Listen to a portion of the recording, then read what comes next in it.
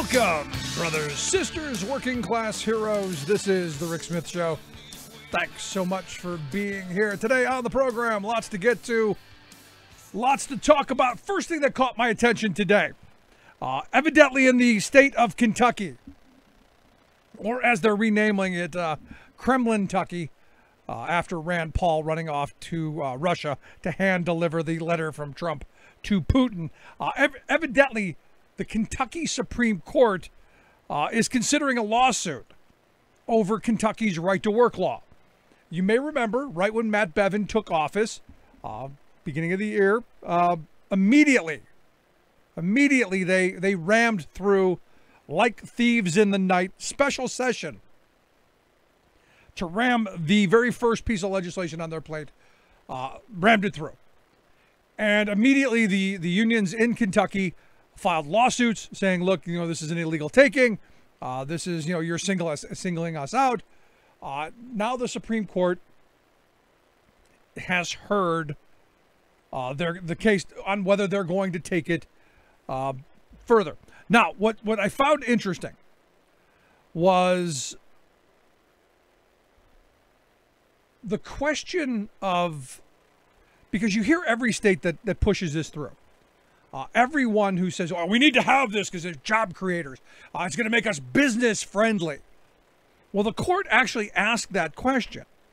Why is it? Why is it that you believe that this is going to be more attractive to business? What is it about passing this poison that is going to make it better for the business climate, if you will?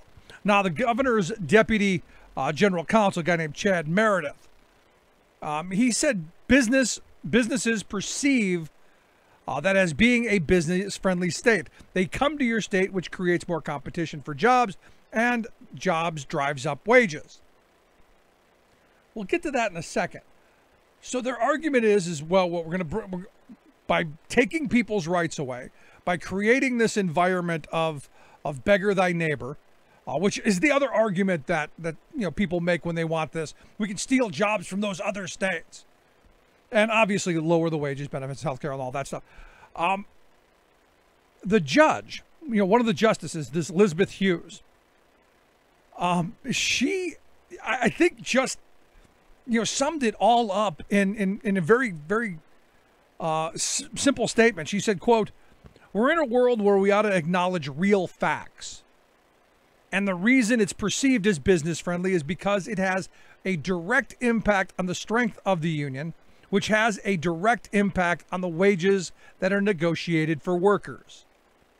What the legal effect of that is a whole different question, but the reality of it is they have more potential to control their labor costs if they're not sitting across the table from a strong union." And that's the question right there. And it's something that the Republicans haven't wanted, and the advocates for this poison haven't wanted to come out and say directly. Other than Zach Wamp, the congressman from Tennessee, who, as you may remember, said, Volkswagen came to Tennessee, a right-to-work state with less health care and lower wages. Yeah, they did that. But, I think this case is one of those moments where you go, let's at least be honest about the poison that's killing us. And it is this whole idea that you're now creating that dictatorial environment that the Wagner Act sought to try and push back against. An environment where the employer is king and everyone else bows and begs. That is what business friendly means. So when we hear those words, and we hear them often, we need to be more business friendly, we need more business friendly policies, it basically means here, more for you and less for everybody else. That's what it really means. It's just a nice kind of buzzword. Now, the premise of the state, as Mr. Meredith pointed out, the other thing that caught my attention is this belief that job creation when you have a state that has more jobs and the job creates jobs and all that creates more jobs and more jobs, it drives up wages. We used to believe that. That used to be at least one of those things I learned in school, that competition drives up wages. Evidently, that's now no longer true. Because as we've seen in the last several months, we're told the economy has never been better. Unemployment, 3.9%. They're saying that there are millions of jobs out there that nobody's taking. And yet, oddly enough, hourly earnings have dropped in the last 12 months, 0.4%. So as the economy has grown, evidently, or so we're told, and there are more jobs created, it's a tighter job market, somehow, magically, wages actually went down. And what they're also saying is that, work hours went up and still didn't make up for the loss in wages. So we're actually working longer and harder for less. We're actually working more hours and not getting where we once were. And that's not even taking into account the collapse of 2008 and all of the negative effects that that's had on the average working person. And then you throw that on top of, stagnating and declining wages, with the fact that Bloomberg reported today that the consumer price index rose 0.2%. After last month's 0.1% gain. So prices are going up, wages going down. This seems to be kind of a recipe for disaster. And, the more the right throws at me that there's all this, this job growth and it's just the best economy ever and corporate profits have never been better, it makes me go, right now is the time you need stronger unions. And I think, the case in Kentucky, is the point, as this judge has pointed out. The reason these companies want to go to a state where workers don't have any rights is because they control everything. They can say tomorrow, we're cutting your paycheck. And what choice do you have? Well, you can leave. And you're going to go to another employer that did the exact same thing? This is the idea where everything breaks down in the right-wing circles. Because, they talk in models. And we all like to believe that everything's, sanitary and it's sterile and we can control it on paper. When the reality is we kind of forget collusion, which is, kind of right front and center with this administration. You don't think that, owners of companies across industries compare wages and figure out how to hold wages down? You don't think that happens? There's actually a name for it. And it's one of these things that just gets me where I go, maybe we'll wake up. Maybe we will see that the poison that the right wing has pushed is killing us. Be it trade policy, be it these no rights at work policies, the right to work laws, the attacks on unemployment insurance, the attacks on workers' compensation, the attacks on, safety on the job, you name it. All of these attacks are geared to do one thing. And that's to decide that, well, the boss makes more than you do. And a lot more. It used to be, and I'm sure you've all heard these numbers before, but back in the 60s, the average CEO made about 20 times what the person on the shop floor made. They made a lot more money, but they were still in the same ballpark. They had better seats, better concessions, bigger seats maybe, but they were still in the same ballpark, had a better view of the game, whatever. Maybe they were near a heater in the wintertime, but they're still in the same damn ballpark. And then the 70s comes around into the early 80s. It pops up to about 40-1. Okay, maybe you're not in the ballpark anymore, but you're still in the parking lot outside the stadium. You're somewhere near it. You're somewhere near the game. You can hear the crowd on the other side of the wall. You come to today, almost 300 times what the average worker makes is what the CEO pockets. We're not even in the same damn city anymore, let alone the same state or the same stadium for that matter. And then they throw models at us. Well, if we just had more job creation, That would raise wages. The invisible hand is going to do that. Malarkey. This is what happens when business has too much control. The pendulum has swung far too far to the extreme. And they know there's no one in Congress to help workers, to help this stop. They know that. They're no friends there yet. Which is, again, why this should be a main issue in this election. And why, look at what happened in Missouri. 2/3 of the people who came out to vote voted against Republican ideological policy. Hello, Democrats? Just a thought. When 2/3 of the voting populace comes out and says, we support something, maybe it's something that you should pull into your core tenet. Maybe it should be one of those things that you really stand up for because your opponent is standing against it. This is one of those things that makes you very different. This is one of those things that sets you apart from them. And it isn't that far of a leap from what you say you believe in anyway. Seems like a no-brainer to me. Especially when you can say, look, there was a generation, and I know it was a long time ago, but there was a generation of workers who they banded together and they bargained for better wages, hours, conditions. And what did they do? They built the largest, most prosperous working class in the history of humanity. Yet here we are, working more hours for less money, prices going up, but profits through the roof, and we seem almost helpless. Completely unable to change that. See, this is the kind of hope and vision that I think the Democrats should grab onto and push forward. Just kind of a thought. I'd love to hear yours. You can email me, rick@thericksmithshow.com. I'm going to take a quick break. When we come back, our good friend Scott Dworkin is going to be here to share some of his thoughts on Space Force. I forgot to mention Space Force. I'm looking forward to my Space Force t-shirt.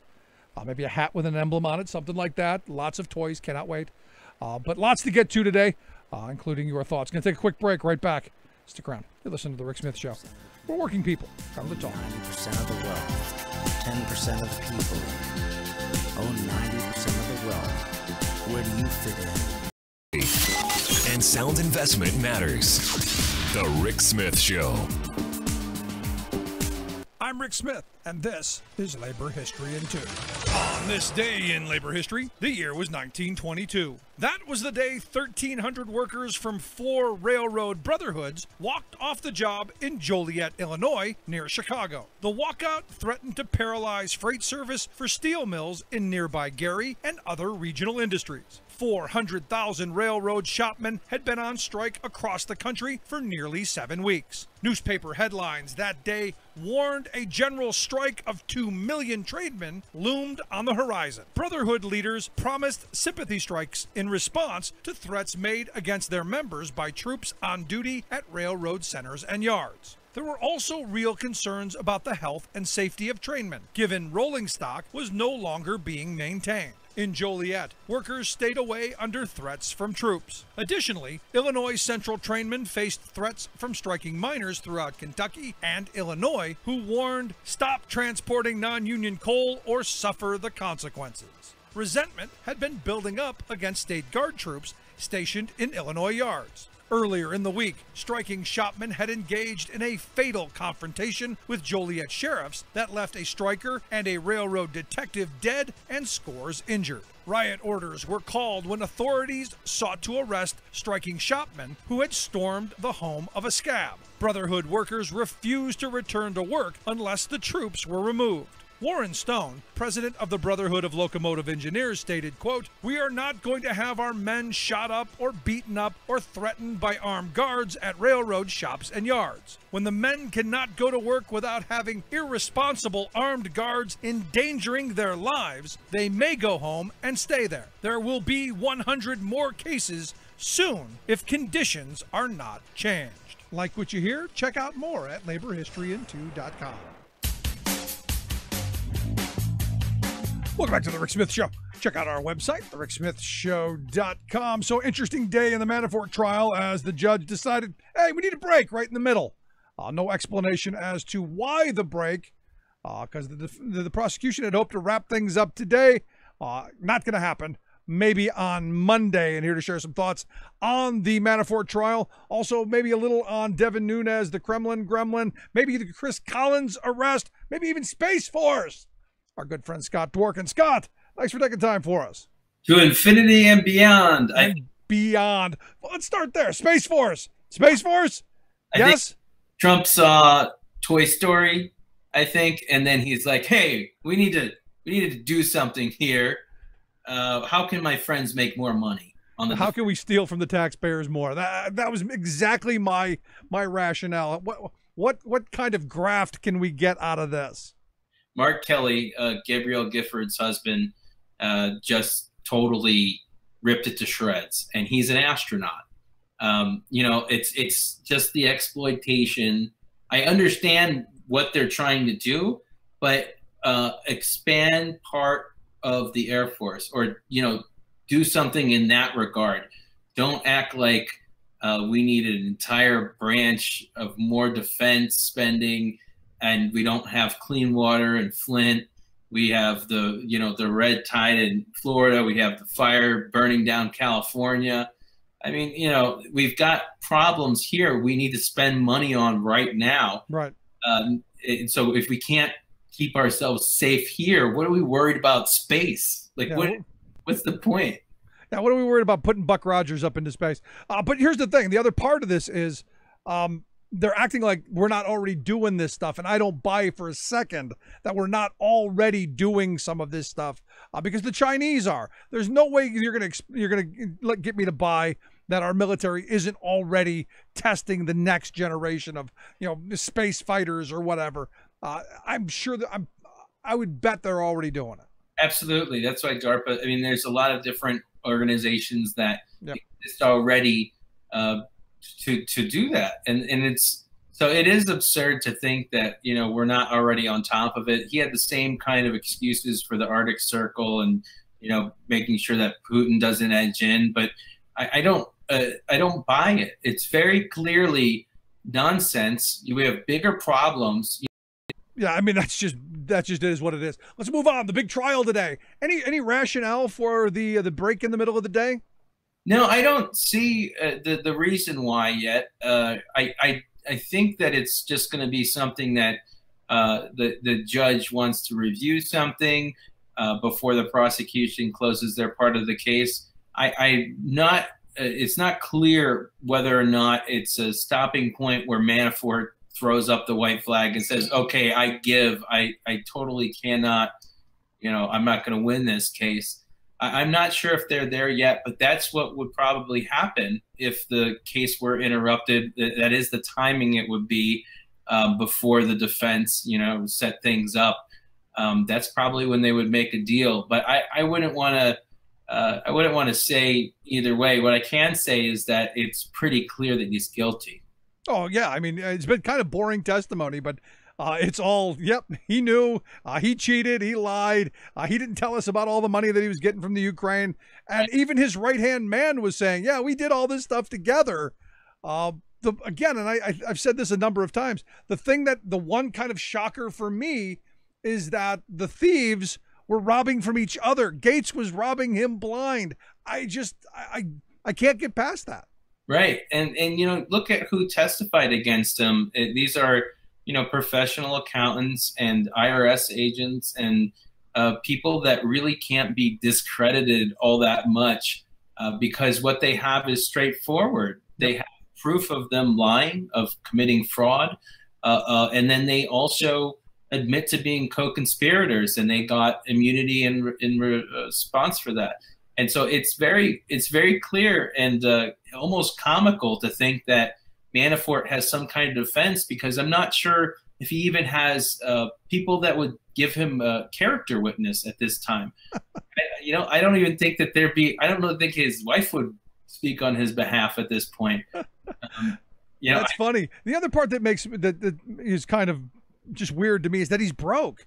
I mean, if he was hoarding and stealing all this money, he was hiding how is it possible this guy is broke when you're talking about multiple millions of dollars? He's definitely got money hidden somewhere, and I don't doubt it. And he's probably got properties throughout the world, and he's got money. But he didn't have enough money to get out of this. He didn't have money to get out of jail because what he's done is beyond the pale. And it doesn't matter how rich you are. I think they're making a point that, you know, they don't care how much money you have. The whole poor me, him and Cohen, you know, both worth hundreds of millions of dollars and acting like they're broke all the time. Cohen definitely is on the broker end of the spectrum now. And a lot of their money, like the money that they have made, has been frozen or been found. And so they don't have the ability to access those funds, or even if they did have those funds available, they wouldn't be able to get to them, because then Mueller would be on the case immediately if he hasn't already found it. Because he's been working with the IRS since day one. And then he also has been working with other tax agencies throughout the world for different countries. And that's how he kind of gets it all together, because it's like, okay, well, you see the paper trail he filed in Spain, and then that Spain front company actually took money from this oligarch in Ukraine. And so he just has this kind of map that connects all the dots. And what they did was illegal, and I think he's going to stay in jail for it and be sent to prison probably 10 to 15 years, on top of the fact that he has the trial in the fall. So even if he was found not guilty and cleared of all charges, he is in jail till probably at least October. Yeah, where the next trial begins. But I'm with you. I'm pretty sure that this is pretty cut and dry. This was the slam dunk, if you will, in that it's all right there in black and white on paper. Other than his defense being, they're all lying and I knew nothing about it. I don't know how that flies. And I hope when they do find him guilty, I hope the judge does sentence him to obviously the maximum penalty. But I also hope they make him wear that ostrich jacket and the satin panties. Right. You know, how many cartons of cigarettes can you get for that ostrich jacket? Probably not many. But that's probably the only place he can look cool in it. I mean, that thing is ugly. It's not even a Wilson's type of leather jacket. I don't even think they would sell it there. It's just it's like a showboat kind of thing of like, you bring your friends over and you're like, hey, look what I got. He's the old Backstreet Boy. Jacket is awesome. Yeah, it's like, and you roll your eyes and you're like, and he's like, it's 15 grand. Like, I can see him right now. Like, he's so proud that it cost $15,000. And it's just like, well, that's why you have no money, because your investments were in ostrich coats and into putting an M on your property and spending tons of money on landscaping. And it just makes you sick because, but these are the kind of people they are. And funny enough, they mentioned the fact that he's been in Trump Tower for years now. He also sat on the condo board of Trump Tower. So he's known Trump since 1982 is the earliest we can track back. And the first lobbying client ever for Trump, for Manafort and Roger Stone is Donald Trump, the first lobbying client they ever had. And so it's really, everything to this ties back to Trump, and it's comical when people say, oh, this has nothing to do with Trump. Well, that's incorrect, because some of these crimes and some of the things involving these crimes were done while he was on the campaign and continued while he was on the campaign. And not only that, I believe, and I know other people do as well, that Trump was knowledgeable of those crimes, and knew about it, and was okay with him working with them anyways, because he needed him. Because Manafort was one of the few Americans willing to work for Trump. Yeah, and also, you know, in the testimony, there was the talk of, you know, sometime at the end of 2016, there being a large windfall of money to cover some of their debts. And, you know, where was that money supposed to come from? I guess Russia or Russia via Ukraine. I mean, it's the same thing over and over again. He was sued years ago with Fred Trump, his dad's right-hand man, Manafort, and this guy, Brad Saxon, were both sued along with some Russian mobsters, for taking Russian-Ukraine oil kickback deals. They took money from these oil deals, and it all links back to this dossier again. And what's more credible than any of these guys have ever been, you know, at least half of it's been proven. They even proved the fact that Mueller apparently has evidence that Cohen was in Prague. So Cohen lied to America and the world about that. I mean, everything is going to be, as you've seen right now, they're discrediting every single one of these people, and they have to start coming clean, or else no one's going to believe them, and that's going to be the story, is how they're just liars. And so they burn out their every kind of reasoning, and so you see Giuliani start to say, this person's a liar, jump to that, like, and that's all he's got. And oh, these people are lying. Same thing with Manafort in court. They have no other defense now, and people really just I don't see them telling a believable story, because the evidence, as you said, the paper is right there. It's like, you did this and you ordered this. Not only that, Manafort was Gates's boss. It wasn't, and he was in on all of it. He knew, he directed Gates to do most of this stuff, and they have evidence, emails, text messages to prove it. So the fact that Manafort is trying to blame Gates, it's the only scapegoat he has. And sadly enough for him, Gates took the deal, and he was smart enough to do so. And he's going to avoid spending, you know, a lot of his life in prison. Yeah, or the rest of it. It's just that simple. And I'm hoping long sentence. I did want to move on because, you know, some interesting news this week on Nunes, some tapes out, pretty much, you know, at this point, why hasn't Paul Ryan removed Nunes from the Intelligence Committee? Why has that not happened with all of what we now know that Nunes has done, and with all the hanky stuff he's been doing from the beginning? You know, I've always recommended to Paul Ryan that, you know, you need to remove anyone without intelligence from the Intelligence Committee, and that would specifically be Nunes, among others. He really has disqualified himself. He's leaked documents, obviously, to Donald Trump. Most likely broke the Espionage Act when he was doing so. On a monthly basis, he has come up with some kind of conspiracy theory-based document, legal document, abusing his power, saying, hey, this memo, or hey, this document, or hey, this FISA stuff, something to distract so that they can use it and wave it around and say, Trump's innocent, or this was illegal, blah, blah, blah. And every single one, every single piece of evidence that he's presented has been discredited almost wholly. And, you know, I think that he keeps them there because the second that Nunes is removed or proven to be guilty of crimes or any kind of chink in that armor, it really discredits the rest of the Republican Party to a point of no return. So, I mean, and these tapes reveal part of the conspiracy of the fact that they know this all comes undone. This all ends if we lose the majority, because they know that they're going to be investigated then beyond, you know, whatever investigations are going on right now, and they're going to end up in prison.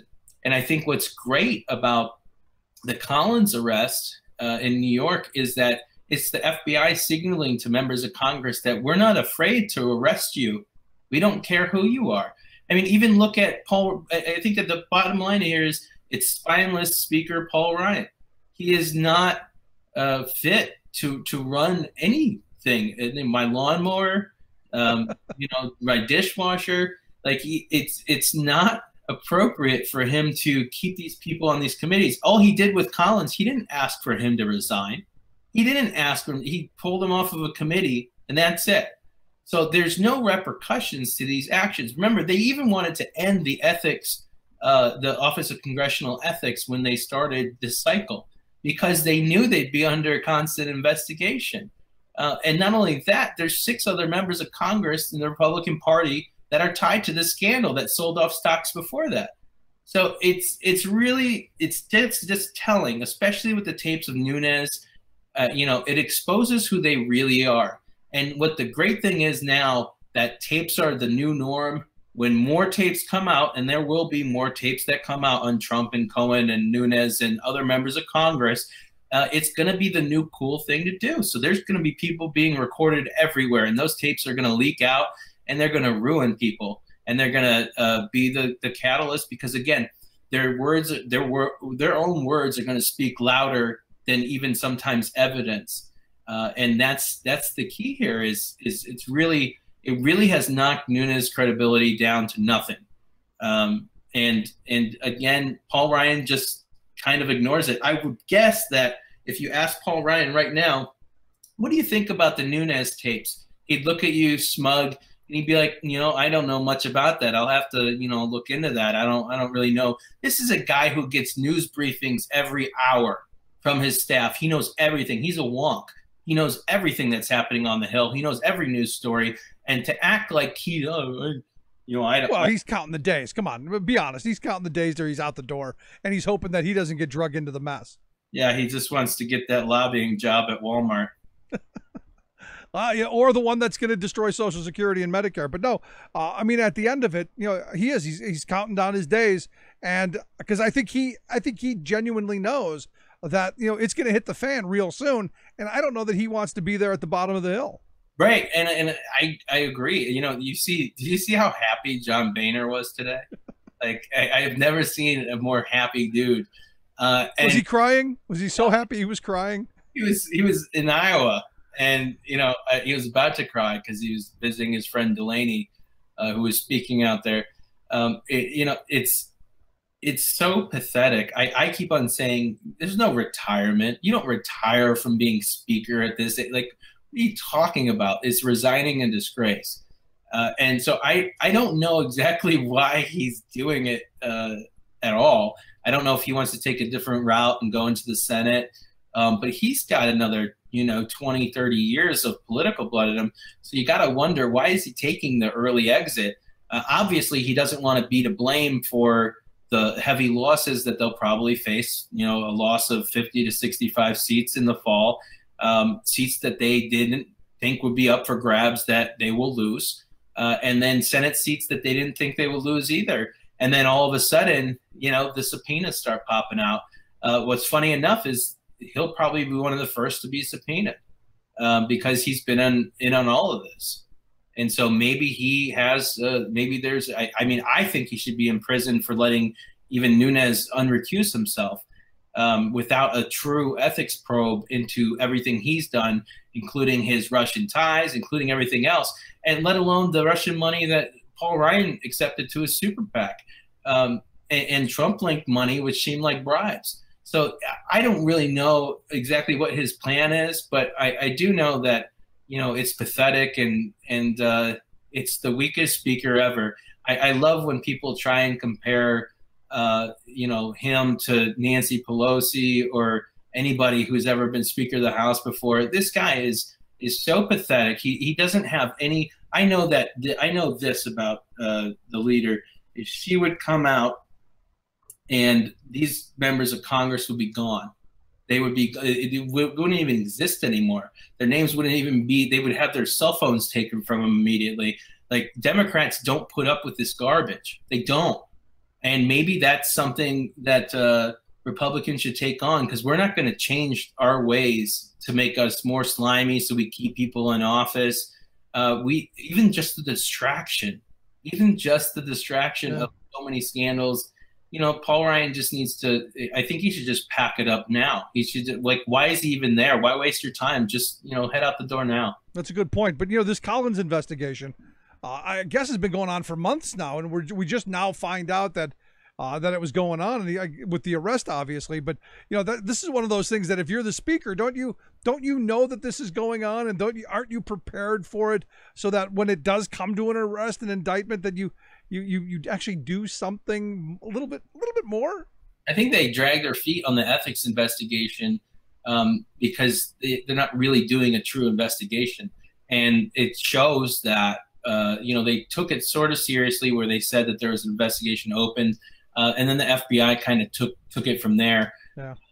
And it's just another scandal out of the thousands that are going to pop up. Well, let me ask you this, because one of the things that caught my attention is that this is a U.S. congressman sitting on the board of a foreign company, and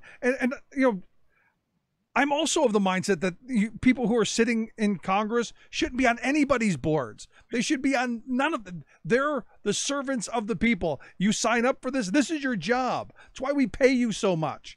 You shouldn't have to be begging for pennies sitting on these corporate boards. Or am I wrong here? No, you're right. And blind trust would be the only way to go, where they have no control over their fiduciary duties. And to sit on a board is so ridiculous, because there is no company that exists in the world that they wouldn't have a conflict with. Not one.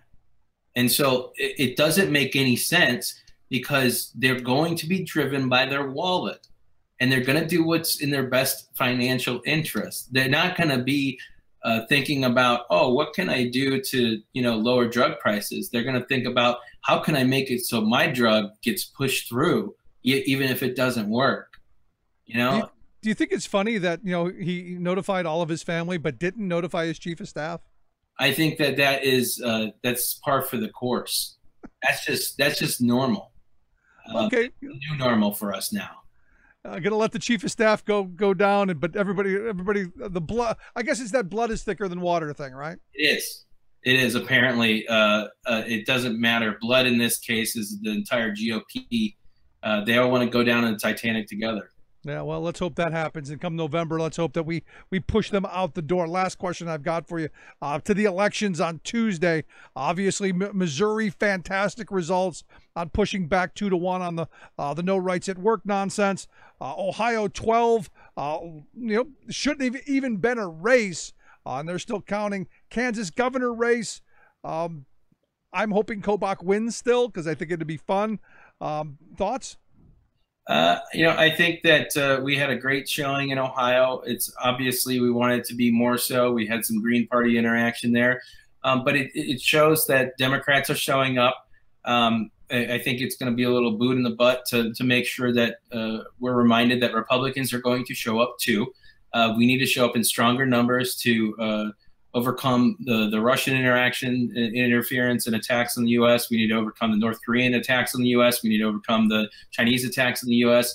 That are all benefiting the Republican Party, on top of the fact that, we have Republicans obstructing in different ways and manipulating how you can vote, the voting times, where you can vote, limiting things to make sure that they can suppress as many votes as possible. And that's the new normal.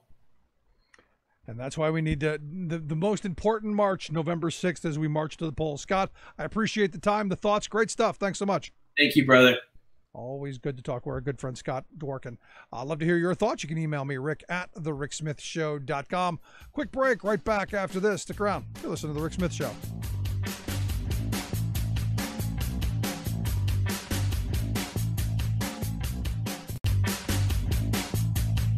Welcome back to The Rick Smith Show. Check out our website, thericksmithshow.com. So interesting.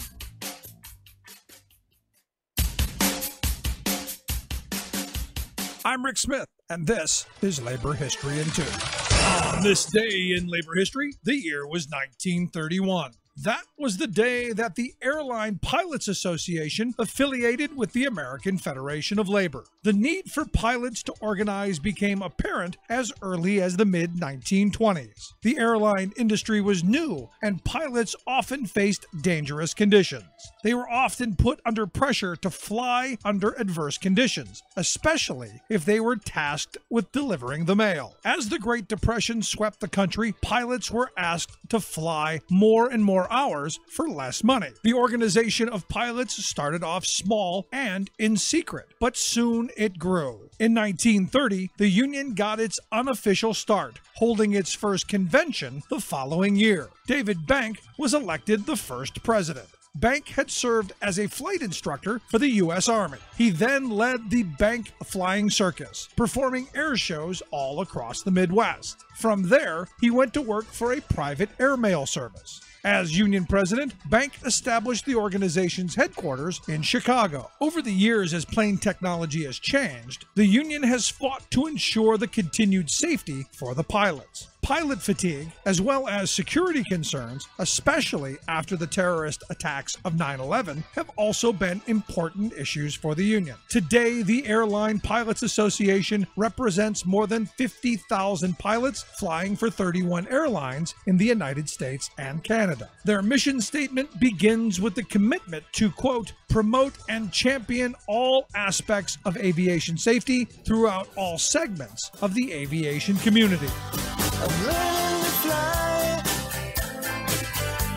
Ain't got wings. Labor History in 2 brought to you by the Illinois Labor History Society and The Rick Smith Show. The animals, trap, trap, trap till the cages fall. The cages fall.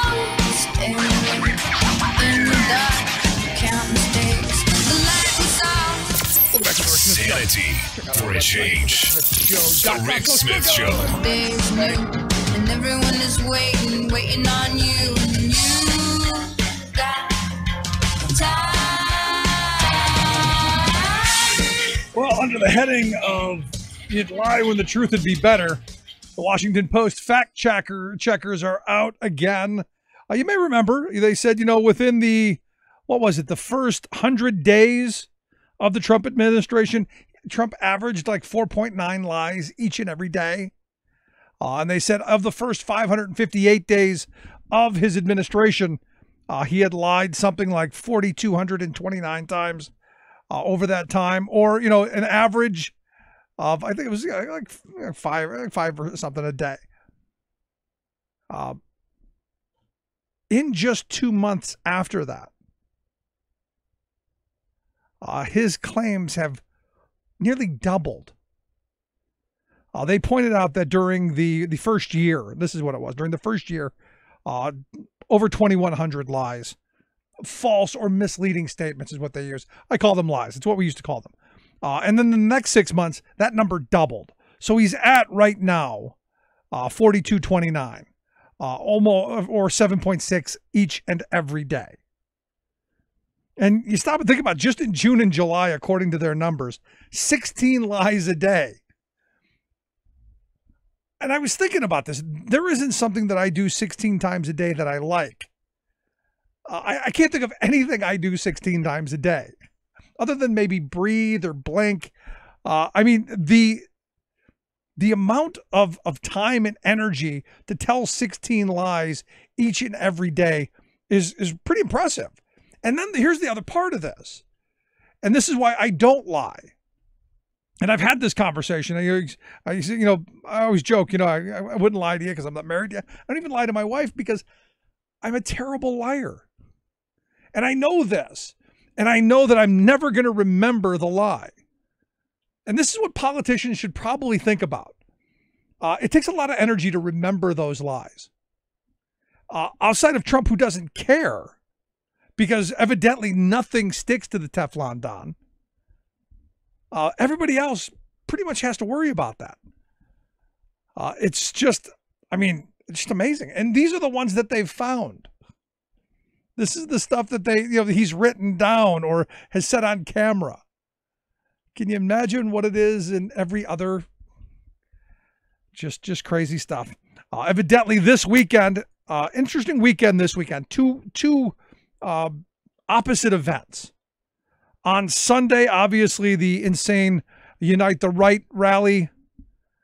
You may remember, Charlottesville last year, the deadly event there, and the insanity. What's happening now, evidently, is businesses are actually considering not servicing any of these people. Like Uber, for instance, and Lyft are saying, you know what, if the people don't want to give you a ride, that's their call. Because I think it was Uber who had a number of black drivers who were just being berated by these nitwits.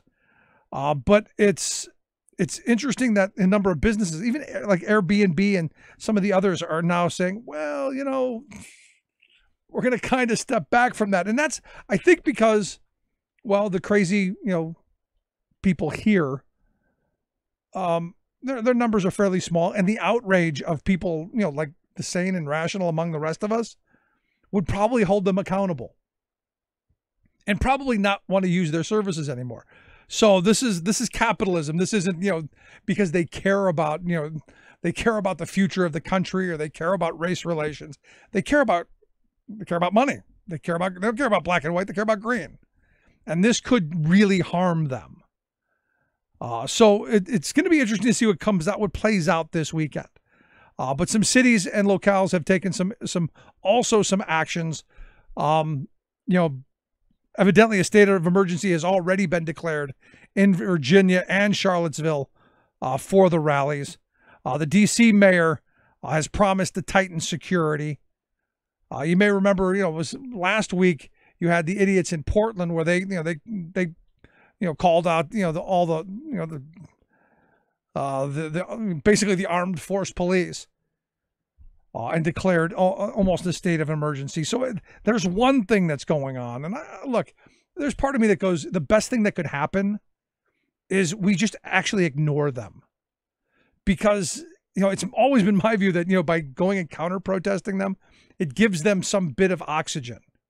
If nobody showed up, if none of the cameras bothered to cover it, or if nobody gave it any attention, I wonder what would happen. I wonder if they would just stand around and look at each other and go, there's nobody here but us. Have their little circle fest and, walk away with just nuts. I mean, it's really crazy. Also, on today, the second annual election Hackapalooza, DEFCON 2 has launched today. This is where you get the really smart people from across the country. All of the eggheads, the nerds, the wonks, the whatever we're calling them these days, but the really, really smart people. The Revenge of the Nerd types from when I was younger, with the pocket protectors and all of that. We get them in a room and figure out how to once again hack into our electoral system as they did last time. And as they're pointing out, as some people are saying, we're spending hundreds of millions of dollars on defense. You think of our national defense budget, $700 billion, and yet our election systems are this vulnerable that a couple of people with really big computers can hack into it. You may remember that Congress several months ago put up, I think, like $380 million for new electoral systems across the country. In fact, just the other day, Republicans shot down another $250 million because they're saying, hey, we don't know how they're going to spend this other money yet. And I say, look, we're in big trouble, because I don't buy that the Russians just peaked. I don't buy that they just got some names and phone numbers. I don't buy it. And this has been one of those things that's the Mueller investigation has made me really think about. And I don't want to get conspiratorial, I don't want to get crazy, but there's part of me that thinks this is taking so long because it's really that bad. And that we may never really see just how bad it is. That, it is so bad that if they showed you what this administration has done, and if they showed you what the Russians had done, then I don't know that we'd be able to handle it. It's like the argument about were there really aliens? And if there really were, could we handle it?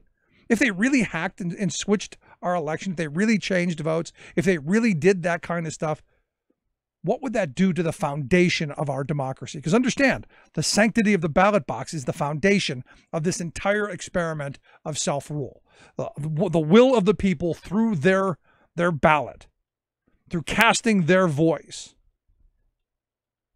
If that was all of a sudden turned out to be, it didn't matter. I wonder what would happen. And I wonder if, and I'm hoping that's not the case. I'm hoping, and I'm planning on seeing it all. But I do remember back to the JFK assassination. They did put off all the information for 75 years for a reason. That they were afraid that maybe people couldn't handle it at that point. So I got to wonder. I absolutely have to wonder how this is going to play out. Love to hear your thoughts. You can email me, rick@thericksmithshow.com. I'm going to take a quick break. Right back, stick around.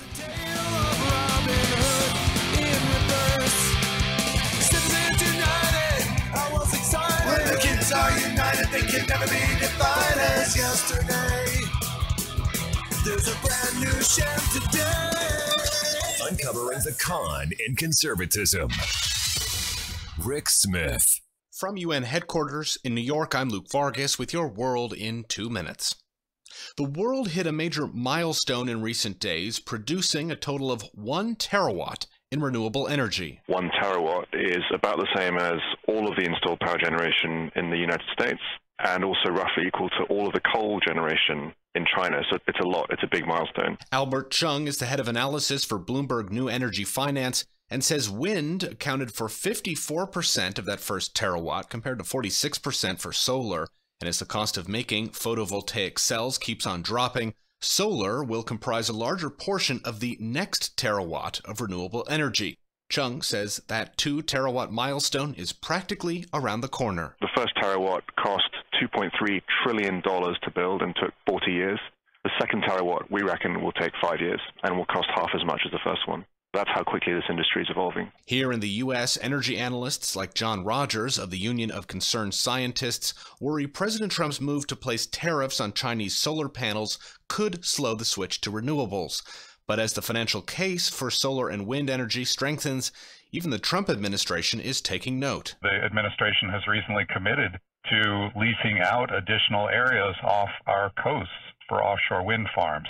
Even the Trump administration, I think, had a hard time ignoring the potential for not just the carbon-free electricity right off our coasts, but the economic development benefits, the jobs, etc., that will come with ramping up offshore wind. From his office in London, Chung agrees and says even fossil fuel subsidies in the U.S. will fail to dent the economic benefits of renewables. The sort of reasons not to do this are becoming thinner and thinner all around the world. But while we see some short-term policy headwinds in places like the U.S., really, if you look over the sort of 5-10-year horizon, it's really hard to see a future where wind and solar don't dominate just purely on a cost basis. Luke Vargas, The United Nations.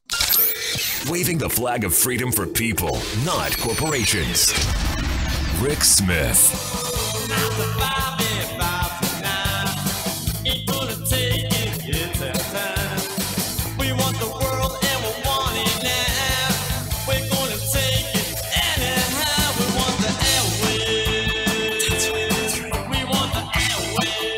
Welcome back to the Rick Smith Show.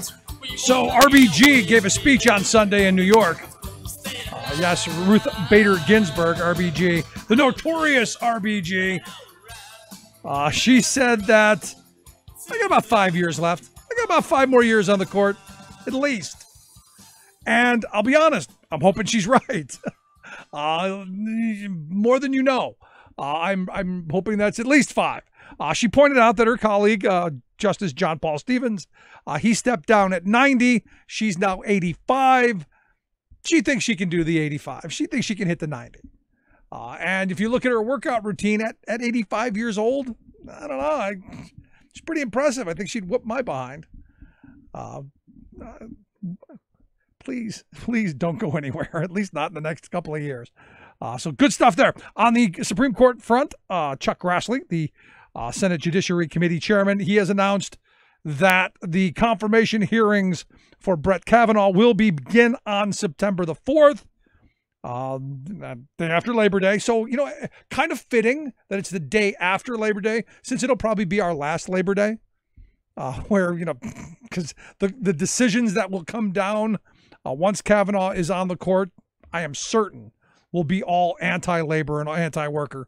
No question about that. And we will be solidly, and I would argue even worse off than we were during the Lochner era, where they used, that decision to strike down every bit of progress for working people. No minimum wage, no maximum hour laws, no safety.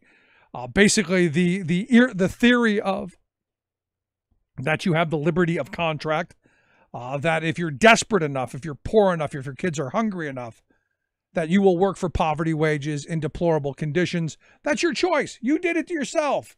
And whatever happens to you is your fault. So no workers' comp either, because you knowingly went into a dangerous job and knowingly chose to put yourself in harm's way. So when harmed, you knew what the consequences were. So shame on you. This is where we're going back to. And I happened to watch Jimmy Kimmel clip earlier today, and the more I listen to Kanye West, the more I have no idea what the hell he's talking about.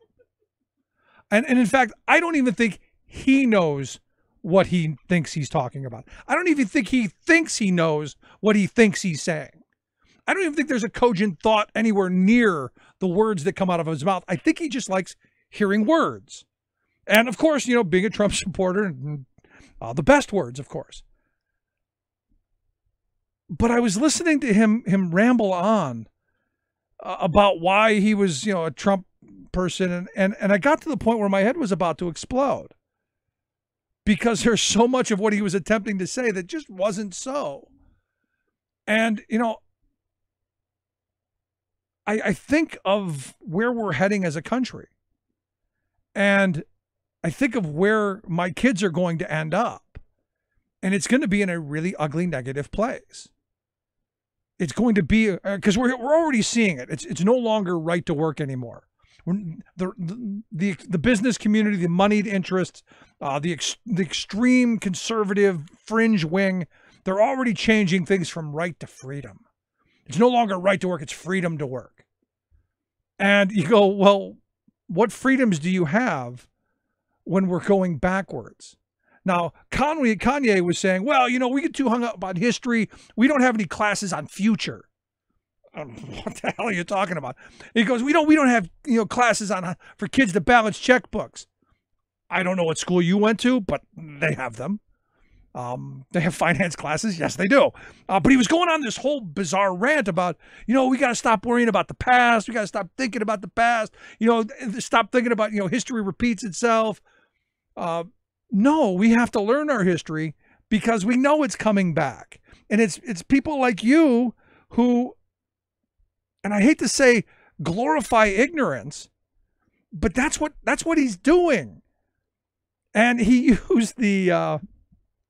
used Galileo and talked about the sun, but he was conflating the Earth going around the sun, or he thought the sun going around the Earth, or the flat Earth stuff, and all of that. And he at one point he gets flushed and he goes, I don't even really care about the details. I'm going, really? That's the problem. We've got so many people who go, screw it, I don't care about the details. That we end up right back where we started going, gee, how did we get back here? And this is where we're going with regard to employment in this country. We're going right back to the late 1880s, early 1900s. To where, like I said, if you're desperate enough, if your kids are hungry enough, if your family's destitute enough, you'll work for poverty wages in deplorable conditions. And oh, by the way, if your husband's killed on the job, maybe you end up having to sleep with the boss. Because, hey, that's our history too.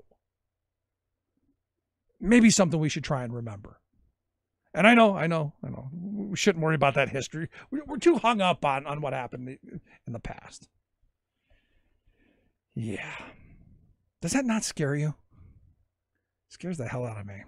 Anyway, if you missed any of today's program, thericksmithshow.com. That's where you go to get the podcast. The Rick Smith Show app on the smartphone. Take the program on the go, wherever you go.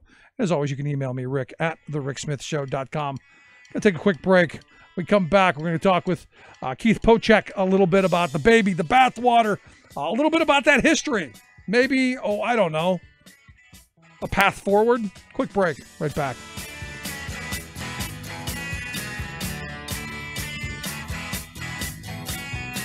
Controversial, thought-provoking, opinionated. Rick Smith. Donald Trump bragged in 2016 that, quote, I know words. I have the best words. Well, occasionally he does use some very fine words that convey great promise, as in this sentence. I'm going to fight for every person in this country who believes government should serve the people, not the donors and special interests. Trump also declared he would, quote, drain the swamp to rid Washington of those creepy, crawly special interest lobbyists.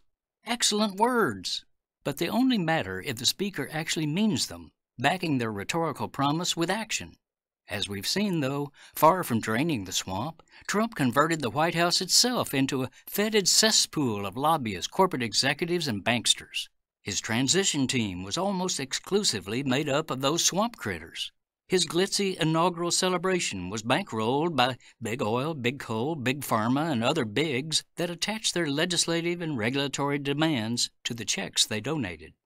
Most of his top officials come straight out of Wall Street and corporate suites, turning Trump's government into a sump pump that is routinely funneling billions of dollars in special regulatory favors to the moneyed elite. When asked why he put Wall Street hucksters in charge of economic policy, he offered this scramble of words that inadvertently revealed his true plutocratic soul. I love all people, rich or poor, but in these positions, I just don't want a poor person. This is Jim Hightower saying, really? Not even one official who understands poverty from first-hand experience and could not only give you advice, but also some understanding?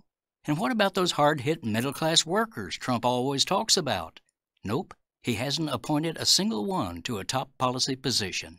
So forget Trump's words. If the poor and middle class aren't in his government, they're not in his heart either, nor in his policies. Hightower's commentaries are brought to you by the Hightower Lowdown, the monthly newsletter with Hightower's take on what Wall Street and Washington are up to. For information, visit hightowerlowdown.org. The man who sends the investor class. Time filters. Rick Smith. At every trough you stop to feed. With your arrogance, your ignorance and greed. Now here come the cuts and redundancy. Through the absolute indifference, the avarice, incompetence, your arrogance, your ignorance, your greed. Welcome back to The Rick Smith Show. Check out our website, thericksmithshow.com. So, should we care about history? Does it matter? That's all in the past. We can't change it anyway. Does it really matter? I don't know. Here to talk a little bit about it, I've asked our good friend Keith Pochick to come talk with the contributing editor over at Patriot Not Partisan. Keith, thanks for taking time for us. Thanks for having me back, Rick. I must have done okay last time. You're always great. Let me ask you this. Did you see the big Kimmel West dust-up last night? No, I did not. I did not see that one, but I did. I have heard some of Kanye's comments, regarding Trump and all of his dragon energy. But I didn't see the Jimmy Kimmel Kanye spat at all. Yeah, it was weird because he was basically saying, history doesn't matter. We shouldn't even have history class anymore. We should have future class, Keith. I don't know what the hell that would look like, but we should have it. If we could predict that, boy, we would we'd all have it great, wouldn't we? Yeah, we'd all win the lottery and we'd all get our buck back. Exactly.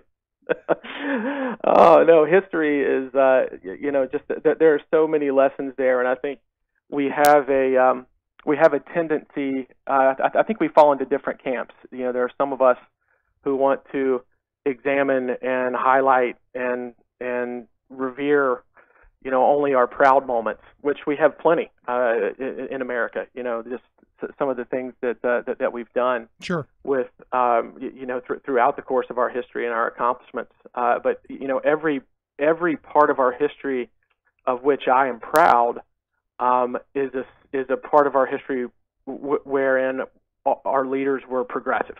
And you could go through just centuries of that versus we have a camp of people who always want to remind us of the horrible things about our country, and we need to know about those. We have to be able to look at the inspiring and fantastic moments of our history as well as the shameful moments of our history through the same lens, because we can learn just as much from both. And I think that there are so many lessons there. Not just in American history, but obviously in world history. And I, became more of an amateur American history student probably while I was in medical school. I think I concentrated so much on science and studying to become a doctor that I neglected another segment of my potential education, and I had to kind of play catch up with literature and history. But American history has fascinated me for at least 10 or 15 years now. Yeah. And there's just, there are so many things that we can learn and glean on how to move forward that's already written down for us. No, you're absolutely right. And, as you were going through that, I thought of, the JFK speech on why I'm a liberal. And, as the quote goes, if by liberal, they mean someone who looks ahead and not behind, someone who welcomes new ideas without rigid reaction, someone who cares about the welfare of the people, their health, their housing, their schools, their jobs, their civil rights, and their civil liberties, someone who believes we can break through the stalemate and the suspicion that grip us in our policies abroad. If that's what they mean by liberal, then I am proud to say I'm a liberal, and I agree with that wholeheartedly. Oh, for sure. I mean, I think wear that as a badge of honor, liberal or progressive. I mean, that means you stand for human rights, and you stand for women's rights, and you stand for workers' rights, and you look at moments of our history where we really forwarded those causes as a touchstone a touchstone for how we're going to govern and what our goals are moving forward. So it's vitally important to be able to look back upon those moments, but then also to be able to say, wow, look at what barbarians we were with some of our other moments throughout history. And the article that I sent you that we referenced, had this beautiful quote from Jefferson, and he even acknowledged in that quote that the last sentence of it says, we might as well require a man to wear still the coat which fitted him when a boy, as a civilized society, to remain ever under the regimen of their barbarous ancestors. And so he kind of was foreshadowing and saying there that, hey, probably future generations are going to look back at some of the things we did and say these people were barbarians. Yep. And so he was acknowledging that that he was a fallible person, and I think that a lot of learning about ourselves and shaping future generations is to acknowledge that, and so that's how I think we root a strong progressive movement. We have to be able to not just look back on proud moments and celebrate them, but we also have to be able to realize the moments in our history where we're not very proud of those either. Right, and to move forward on them. And one of the things that I think one of the main dividing points with us as a country right now is I have friends who believe that we should read the Constitution only as it's written, and there should never be any deviations because we're original intentists who believe that nothing can ever change. And then there are folks like us who I believe, I'll speak for myself, I believe it's a living, breathing document. It changes with times, as you pointed out. It's not the same coat you were going to wear as an adult that you wore as a kid. Things do change. Things do move forward. And I think, as Jefferson said, I don't want change just for change's sake or wild change, but you have to be cognizant of the fact that things will change. Oh, I mean, and that's what one of the central tenets of the Constitution itself. Someone will say they're a constitutional originalist, but you can't say that and not acknowledge that the means was written into the very document of how to change and amend it. So, to be a constitutional originalist, I think, is to realize that the people have been granted this immense power to change their government as they see fit. And so that's, in my mind, that's still a constitutional originalist. That's looking to see, how is this document changed or amended? And, we can make and change laws as we see them fit. So that's still an originalist interpretation of the Constitution, at least in my book it is. Yeah. But at the end of it, what I get from people, generally when I hear the original intent argument, it's, well, we really want to make blacks 3/5 of a person again, and we want women completely ignored. I mean, that could be wrong, but that has been my experience. I think that's probably an undercurrent of it. I really think it is. You'll have people who will tell you, well, this document was written and this country was founded on the basis that white landowning males were the people who were supposed to have a vote and have over a voice. 21, and and so you're certainly going to hear that argument, but I think you look back at the document itself and what the founders actually thought about how government can be changed and how it can evolve based on what the popular will is, and they fully acknowledge that. So for someone to say that this document is rigid and shouldn't be addended or otherwise interpreted, I think is a little obtuse. No, I mean, at the end of it, to me, I just you go back and you learn from those moments in history, and you promise not to make those mistakes again. But what do you say to the people who then go, you know what, all of those accomplishments because of the sins of the past, all of those accomplishments should be washed away, and we tarnish and we tar and feather those who during that era, Jefferson, for instance, is an example, who owned slaves. I believe on his death he set them free, or I think it was Washington as well. I think Jefferson treated them better than Washington, as I remember the history. But what do you say to the person who says, they own slaves? We shouldn't take anything they have to say give them any credit whatsoever. I think the first thing to do, I think, is to realize and recognize where that comment comes from and the emotion behind it. And it's easy for me, I think, and you as well, as a white male to, like I said, to really just embrace this baby and, tell people why we love this country and why it's the greatest country. And it's a little easier for us. And I think it takes a different measure of grace for women or for minorities or for, LGBT, the LGBT community, Muslims, Hispanics, what have you, to have that same kind of reverence for our country. So we have to understand, I think, why that sentiment exists and realize that, hey, maybe there's some validity to it. I understand, that's a painful moment for you personally to look back on that I can't completely understand. But then I also think that to look at events and people from hundreds of years ago and then to judge them using today's just sort of standards and moral codes is also just off base. I mean, right. I think we have to realize that none of us can say that 250, 300 years ago that we would have opposed anything that was going on more furiously than anyone else who was living at the time. I think, you can look at what some of the progressives at the time were doing and saying and writing, and you can read Frederick Douglass and just realize how, what an eye-opener his story was for people back then, and you see why the progressive movement and the fact that it's so just entwined with the human cause and human rights, and how that can change people's minds and opinions, and we have to be able to embrace that as well. But I thought Frederick Douglass was just doing some great work just a year or two ago. That's true, and I think he was on Twitter up until just a couple years ago. So maybe we can find him then. I don't know. Yeah, maybe he was at the Bowling Green Massacre and we just didn't know about it.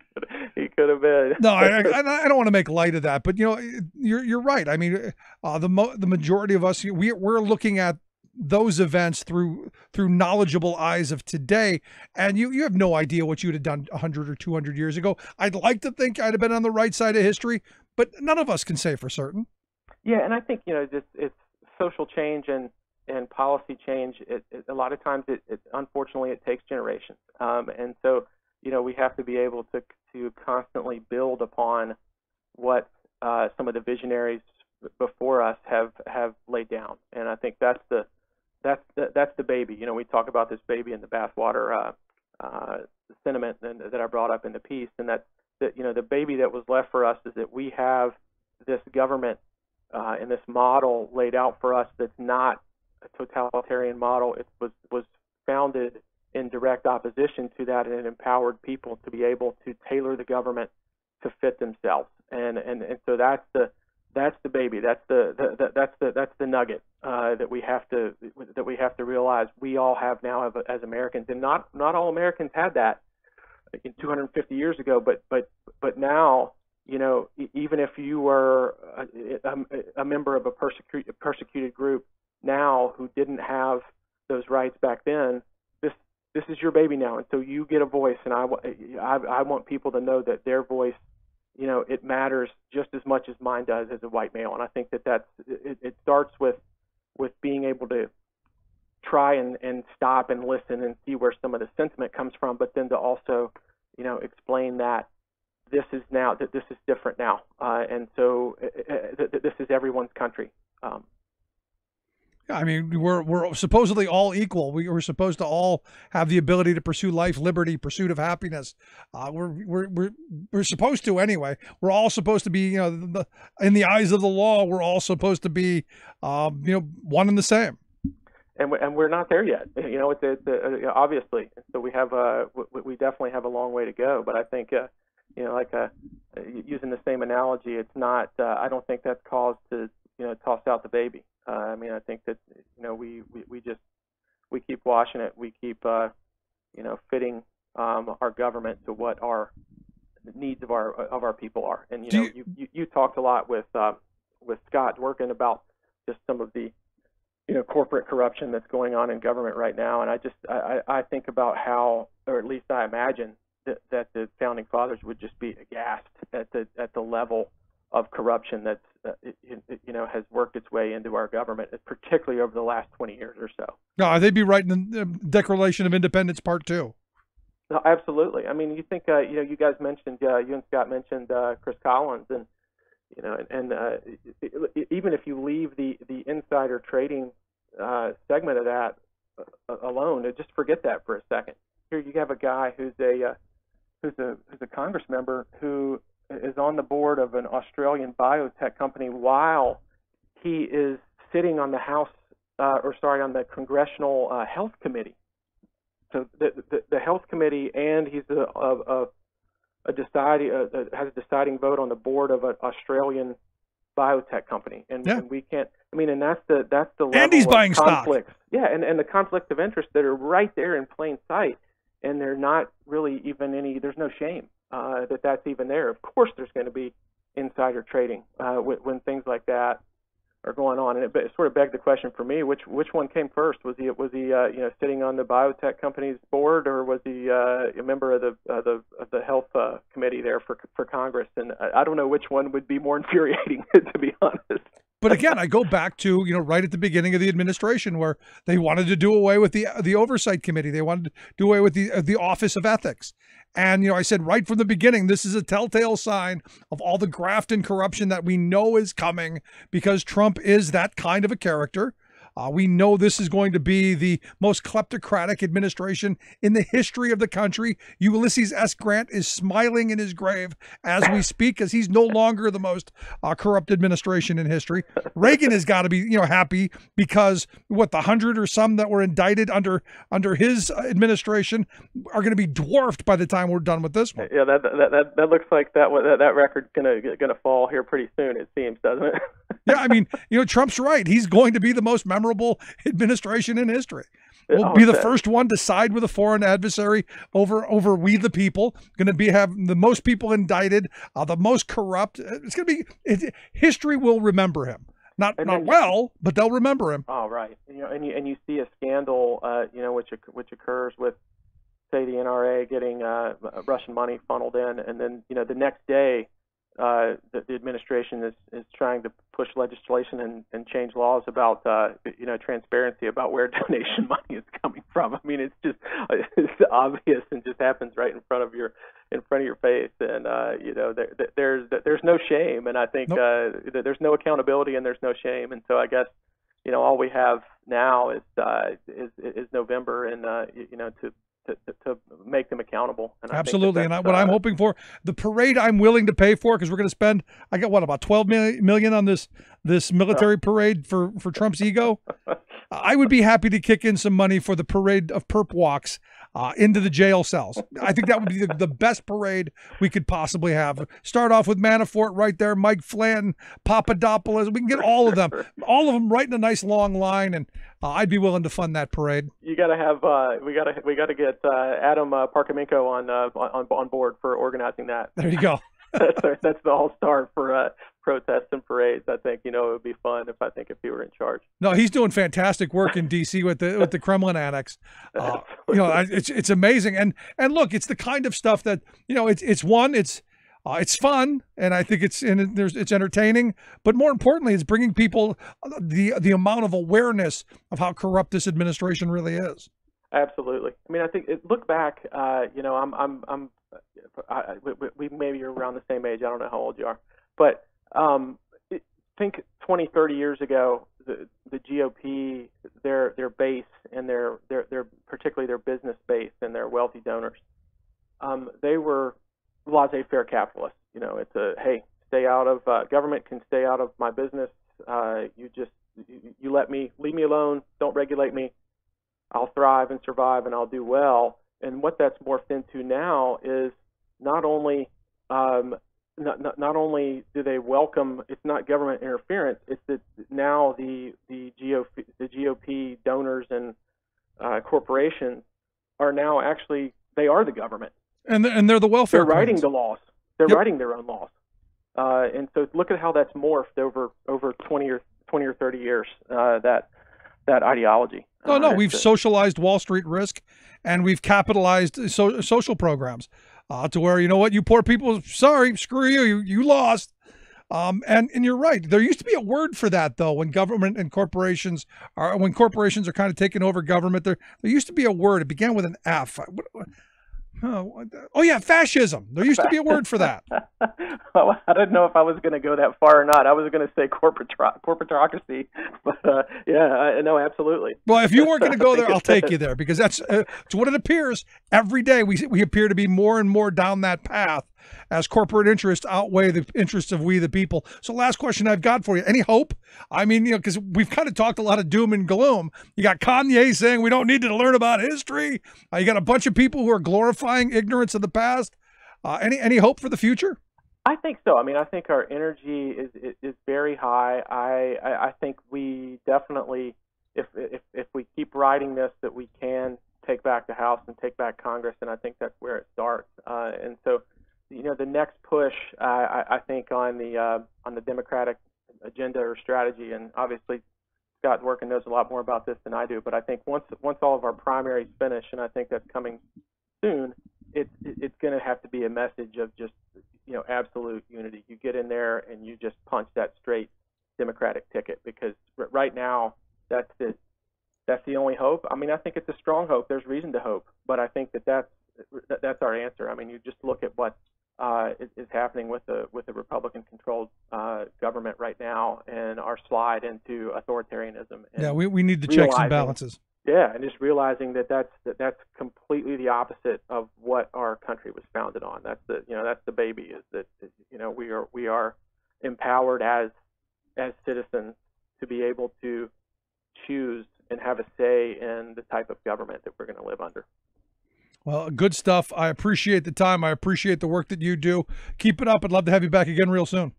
I appreciate it. Yeah, I'll be back anytime. Good stuff. You're fun, Keith. I appreciate the time. If you want to take a look at Keith's article, we'll make sure we get a link out so folks can take a look at it. You can check him out at patriotnotpartisan.com. He does some fantastic work. Keith Pochick. Thanks so much. Appreciate the time. Quick break. Right back. Stick around. You're listening to The Rick Smith Show, where working people come to talk. And I'll go to work at night. I got no time for living, yes, I'm working all the time. It seems to me I could live my life a lot better than I think I am. I guess that's why they call me the working man. Making the blue blood see red. The Rick Smith Show. I'm Rick Smith, and this is Labor History in 2. On this day in labor history, the year was 1922. That was the day 1,300 workers from 4 railroad brotherhoods walked off the job in Joliet, Illinois, near Chicago. The walkout threatened to paralyze freight service for steel mills in nearby Gary and other regional industries. 400,000 railroad shopmen had been on strike across the country for nearly 7 weeks. Newspaper headlines that day warned a general strike of 2 million trademen loomed on the horizon. Brotherhood leaders promised sympathy strikes in response to threats made against their members by troops on duty at railroad centers and yards. There were also real concerns about the health and safety of trainmen, given rolling stock was no longer being maintained. In Joliet, workers stayed away under threats from troops. Additionally, Illinois Central trainmen faced threats from striking miners throughout Kentucky and Illinois, who warned, "Stop transporting non-union coal or suffer the consequences." Resentment had been building up against state guard troops stationed in Illinois yards. Earlier in the week, striking shopmen had engaged in a fatal confrontation with Joliet sheriffs that left a striker and a railroad detective dead and scores injured. Riot orders were called when authorities sought to arrest striking shopmen who had stormed the home of a scab. Brotherhood workers refused to return to work unless the troops were removed. Warren Stone, president of the Brotherhood of Locomotive Engineers, stated, quote, "We are not going to have our men shot up or beaten up or threatened by armed guards at railroad shops and yards. When the men cannot go to work without having irresponsible armed guards endangering their lives, they may go home and stay there. There will be 100 more cases soon if conditions are not changed." Like what you hear? Check out more at laborhistoryin2.com. I'm really looking forward to the new uniforms. My kids are thrilled, because we watched Lost in Space, the Netflix series. So my kids are kind of in the world that I was when they were pages 8, 9, 10. Yeah, I'm thrilled with Space. Can't wait. The great merchandising, the toys. It's fabulous. Welcome back to the Rick Smith Show. Check out our website, thericksmithshow.com. My big screw up. I've done that occasionally. It is the end of the week, unfortunately. So, but I just wanted to real quick highlight what Keith was talking about because, I watched this Kanye West piece, which was just kind of bizarre. And I suggest take a look at it because the weird thing is in this society is, people look up to him. And, he's got a platform of power. And look, I get the, the love over fear argument or the love over hate argument. I get when you want to be philosophical and you want to be poetic and all of that. I get that. But that doesn't answer the questions of what this administration is doing and what they're getting away with and what they're doing to people. And that's really the frustrating part of all of this. In that, look, it's one of these moments where you have to look back at where we've come from. You have to be able to evaluate what history brought us. And look, I talk a lot about the Lochner era because it had a major effect on the lives of working people for a couple of generations. It harmed families. It harmed children. It harmed working people. It harmed entire communities. And we're going back to that. And, you look at, who those people were during that time frame. Those were the immigrant class. And the upper echelon working class, the skilled trades, the people who were, better secure. They were okay with it because those were the others of the day. That's really the lesson. And there's part of me that thinks, especially in right-wing circles, and how the Republican Party has become like a fringe of society. Because you look at Ohio and you look at Missouri, when voters went to the polls, 2/3 of them were saying, no, we want union rights. We don't want to be a right-to-work state. And yet the Republican establishment, it is one of their core tenets. It's Kentucky, the very first thing they did. If Scott Wagner wins as governor here in Pennsylvania, it will be the first thing they do. That's their ideology. But, when the mass of the working class is saying no, they don't care what the working class says. And especially in the Republican base, which tends to be a little bit higher income, mostly white, because they're looking at it and going, well, those working people, those minions, those peons, those peasant class workers, we don't care about them. They do menial stuff. So they're willing to throw them under the bus to serve themselves. That's what that's really about. That's why elections have consequences. Going to take a quick break. When we come back, David Pakman's going to be here to share some of his thoughts on what we've seen this week and where we're going and all of that. Quick break. Right back. Stick around. 7, and I go to work at night. I got no time for living, yes, I'm working all the time. It seems to me I could live my life a lot better than I think I am. I guess that's why they call me the working man. Making the blue blood see red. The Rick Smith Show. The EPA this summer proposed a rule that may allow a number of new products to contain asbestos. Trump's EPA is bringing asbestos back. California pushes back against Trump's rollback of mileage and emissions standards as California shatters the record for hottest month ever recorded and hottest rainfall. Plus, still have time to act. Bad news and good news in a scary new global warming study. All of those scary stories and more straight ahead. From BradBlog.com, I'm Brad Friedman. And I'm Desi Doyen. Stand by for 6 minutes of independent green news, politics, analysis, and snarky comment. So in other words, you're saying that they might come out making asbestos look not as dangerous as it really is in their evaluation. Exactly. Hey, MAGA, making asbestos great again. This is your Green News Report.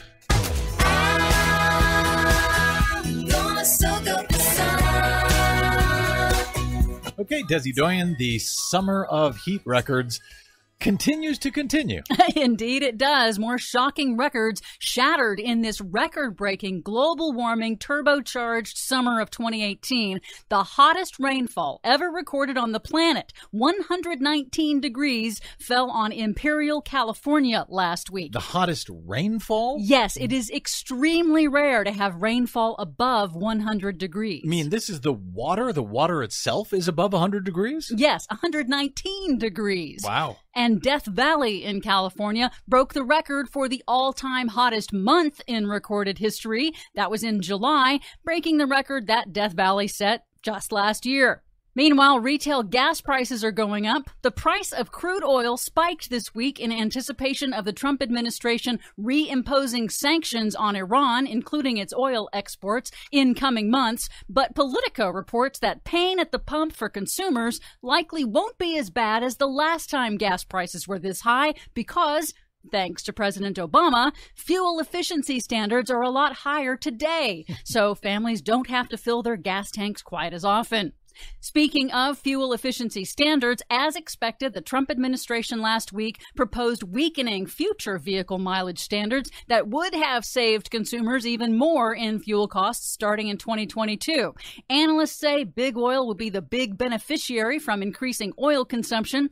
Even the EPA's own data estimates that 40,000 more Americans will die every year from the increase in air pollution. But important to note, these Trump rollbacks are not a done deal. You can weigh in during the short window for public comment. Speak up at regulations.gov.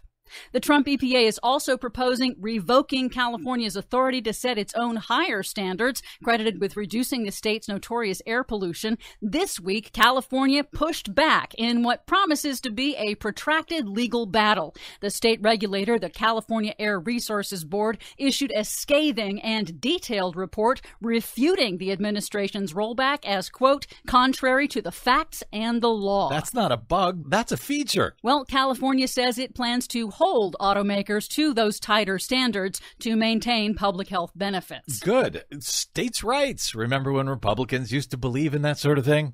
The Trump EPA is also bringing asbestos back. Yay! Proposing a new rule to allow companies to use it in some products with agency approval. Asbestos is banned in most countries because it causes mesothelioma and lung cancers, but it's not banned in the U.S. despite killing thousands of Americans every year. Now, the EPA says it's just closing a loophole, but critics say no amount of asbestos is safe and only an outright ban on all uses is sufficient. It only kills about 40,000 people a year and is banned pretty much everywhere else in the world except for here. What are you worried about, Des? Finally, a message of hope from scientists who are pushing back against media coverage of their new study on global warming's long-term catastrophic consequences. The Hothouse Earth study concludes that if global temperatures rise more than 2 degrees Celsius above pre-industrial levels, a domino effect could kick in, triggering self-reinforcing climate change feedbacks that push the climate system into hothouse conditions, rendering large parts of the Earth uninhabitable. However, scientist and co-author Diana Liverman of the University of Arizona tells the Green News Report that the good news is that with action, it's all completely avoidable. So Hothouse Earth is not our destiny. It's an option that we could choose. Hopefully we're going to choose a much more stable path, and we don't kick off all of these feedbacks that take us to a much hotter environment. Well, I hope we don't, but I'm starting to run out of hope. Is that just me? Dr. Liverman says she sees hope in political and social movements demanding action all around the world. For much more on all of these stories and the ones we couldn't get to, check out our website at greennews.bradblog.com. Don't forget you can download our reports anytime via Stitcher, TuneIn, or iTunes. Find us, follow us, and share us planet-wide on the Facebooks and the Twitters at Green News Report. I'm Brad Friedman. And I'm Desi Doyen. And this has been your Green News Report. Don't give up on the side road. We can still come through.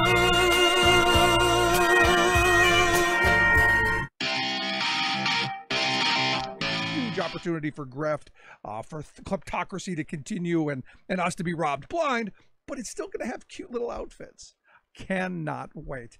Out here to share some thoughts, not just on Space Force, but also the week that was. I've asked David Pakman to come talk with us. David is a nationally syndicated host of the David Pakman Show. David, thanks for taking time for us. Thank you. So, Space Force, you ready for it? It's just so depressing because, like, okay, you can talk about the idea as an idea, but then when you remember all the stuff we supposedly can't afford, and then you think about what the Space Force would actually cost. I mean, we're talking about almost being able to end hunger altogether for what the Space Force would cost. We're talking about, Medicare for all, of course, would be a net savings. But aside from that, you're talking about amounts of money that could be used to do really, really important and great things. And that's really the depressing thing to me, which is whatever shiny thing Trump mentions that becomes the discussion, there's like the layer one conversation about the merits of it. Like, okay, well, what happens if we're not first to control this resource in space or that other? But if we're talking about fiscal conservatism, which Trump claims to want to do, what about all the stuff that would cost less that we say we simply can't afford? Yeah, but has he ever taken the fiscal conservative mantra? I don't think I've ever actually heard him say that he's a fiscal conservative. I have heard him say that he loves debt. He's the king of debt. I have heard him say that, but I don't know the conservative part, the financial part. I don't think I've ever heard that. No, certainly not in those words, right? But I mean, he has talked about he is going to be the person that figures out the debt problem with China owning our debt, or he's the one who's going to undo whatever Obama supposedly did when it comes to debt and deficit, and he does the opposite. So yeah, he's not using the same language as sort of like the more seasoned Republicans, but he's made similar allusions, and obviously he is not governed that way, and you know that. You've been covering that. No, I mean, I think he has, done a lot with the debt problem. He's made it worse.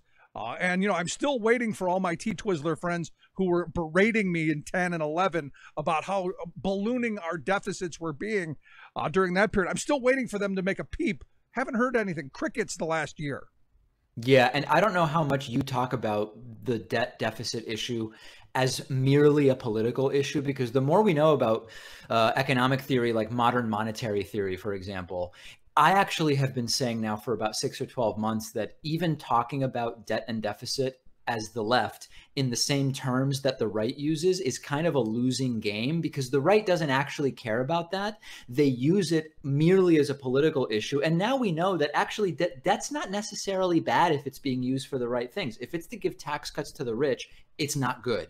But if it's to fund programs that are economically stimulative, it's not actually a bad thing. So I think it's really important not to allow the debate to be in their terms, if that makes sense. No, it absolutely does. And, we've talked about it, thousands of times over the years that, it goes back to, economics 101. If you're going out, if you're laid off and you go out and buy a suit and get a resume done on your credit card, that's great. If you go and take an Alaskan vacation because, hey, I got the time, not so good. Yeah, absolutely. And the same thing applies to governance. And we know that food stamp money, for example, has an economic multiplier that is really, really high. So the government spending $1 million on food stamps stimulates the economy in a way that giving $1 million to rich people who will mostly just stick it in bank accounts doesn't. And it's the exact same point you're making at like the family budget level. I mean, at the end of this, and this is the reason I talk about debt and deficits are in those exact terms. Look, it's not horrible, but at some point it does matter. I mean, by 2028, we're going to be at 100% of debt to GDP. That's starting to look like, we're heading towards trouble, though, especially if we're spending it on things like huge tax cuts and not infrastructure and not education and not healthcare. And you could go down the list of all the things that I would like to see spending on, not tax cuts for people who don't need it. Yeah, for sure. And especially, a lot of the China stuff that has been reflexively thrown out by the right over the last year or two does not make a lot of sense. What really does make a difference is when you put in place something like tariffs, which are going to be economically damaging, and you do it because you want to get back at China, yet they do hold a ton of our debt, a ton of our bonds. That's just a vicious cycle, and that's almost been completely missing from the conversation. Well, let me ask you about this, because I'll be honest, I think we need to be talking about tariffs. I think there are some good things that come of it if done properly. I think this guy's screwing it up, and it's going to end up being something we don't do down the road because of how bad he boogers it up. But at some point, you've got to look at our trade deficits, which last year, $375 billion in goods of things that we bought from the Chinese that they didn't buy from us. That is unsustainable no matter which party you are or which side of the argument you find yourself. And I don't know how else other than some type of tariff system you control that or you bring that down because, hey, the free market evidently isn't working. The leveling of the invisible hand not working with this.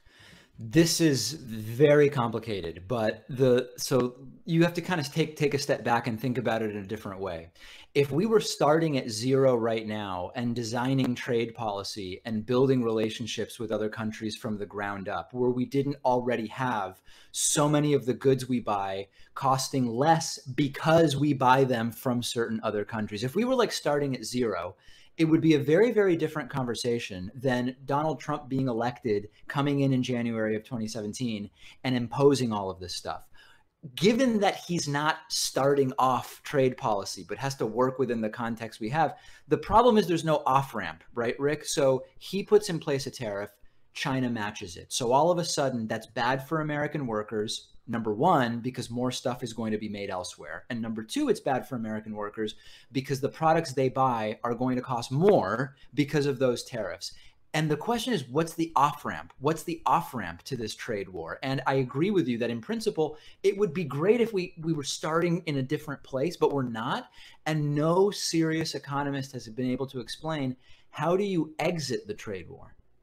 Well, I mean, no one has said how you get out of it other than you come to the table and you renegotiate the terms of which you're currently doing things. Which takes years. Which takes, well, obviously takes time. But, you know, this took a very short period of time to go from balanced trade, you know, just, you know, 2 decades ago to completely unsustainable. And continually losing, you know, millions of manufacturing jobs we've already lost, the future technology we're going to lose, and the lowering of wages that it's already happened. I just don't know how you can continue down this path. And this is where I've taken heat for saying, you know, maybe Trump has a point on this issue. I think he's going to booger it up, and that's my great fear. But something has to be done. Yeah, I agree. I just don't think this is the approach, and it's probably a bigger conversation than we're having today. Right. But I think if you look bigger picture at trade wars between countries like the US and China, something has to be done doesn't mean this is what has to be done. Yeah, good point. Well, we can have that conversation another day. I do want to get your thoughts on interesting moment today in the Manafort trial. The judge abruptly stopped testimony at a little break. No explanation that I can find. Curious your thoughts on what's going on there. Yeah, I don't know the specific explanation for what happened today either, but this is a trial that is really, really important for a bunch of different reasons. Number one, because Manafort, despite attempts from the Trump administration and campaign to say this guy was basically the equivalent of a coffee boy, this is a guy who had a serious role within the Trump campaign. This is a guy who is heavily involved in the selection of Mike Pence, and that could prove to be important depending on where these trials and the Trump-Russia investigation goes, because there's this idea that Pence has nothing to do with any of this stuff. It's important to remember that the guy who's on trial right now for pretty serious crimes was very involved in selecting Mike Pence. So we could end up finding out in the next 3 or 6 months that Pence is much more wrapped up in this than has been discussed. So this isn't 13 Russians in Russia who will never actually face trial. This is a real criminal trial connected to insiders that knew what was going on during the campaign. So I think this is huge. Yeah, but to this point, what we've seen has been kind of boring in that it's all about taxes and it's all about ostrich coats and satin panties and whatever else he bought. Hours and hours of trial. It doesn't matter. It almost doesn't matter what the accusations are. Hours and hours of trial are rarely exciting. Yeah, I don't know. I've been to some that are pretty fun. But, you know, here's the thing that's interesting to me anyway, that Rick Gates, who was supposedly his right-hand man, was actually stealing from him. I mean, you've got him who, you know, they've kind of painted as this thug, as this person who's had people killed, and yet his right-hand man's robbing him blind. Yeah, I mean, I think that we're going to find out is that they're not only all criminals with regard to the outside world.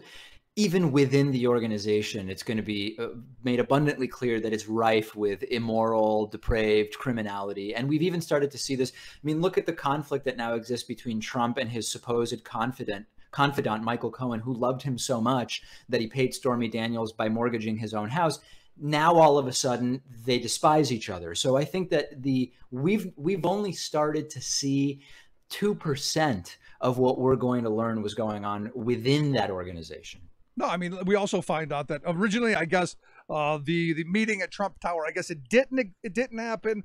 And then it was about adoption, and then it was about who knows, and we don't know who was there. Yes, he was there. No, they weren't there. And now we find out there was actually a meeting before that meeting to say that, there was another meeting.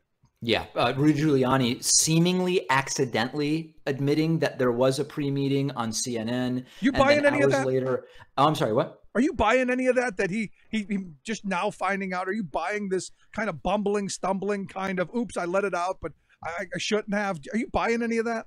It's either brilliant strategy to confound and confuse, where people basically give up, and it's like Brave New World by Aldous Huxley, where they say, I don't even know what to believe at this point, right? It's either brilliant strategy, or there's really just a total lack of communication between them. I think it could be both. I think Giuliani doesn't really know what's going on, but then he uses it to try to muddy the water and confuse people. I think it's a hybrid strategy.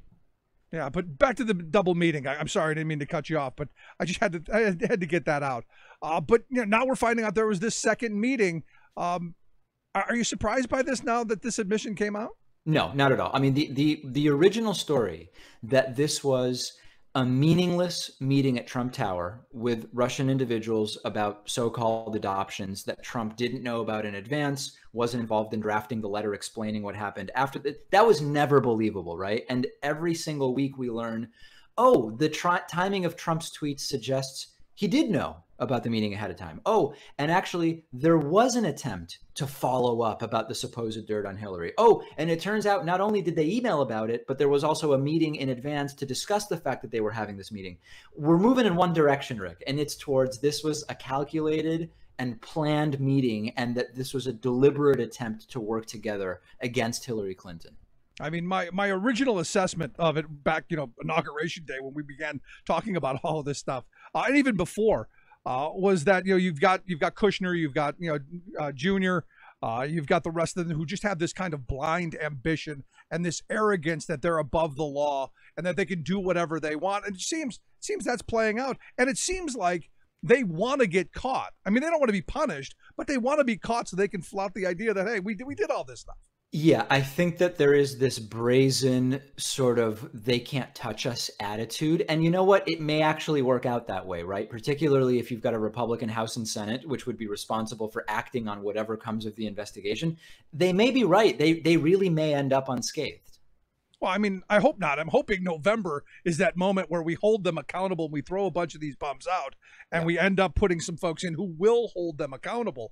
And if some of the elections we've seen to this point give us any hope, it is that blue wave could possibly happen if people, if they march to the polls like I hope they will on November 6th.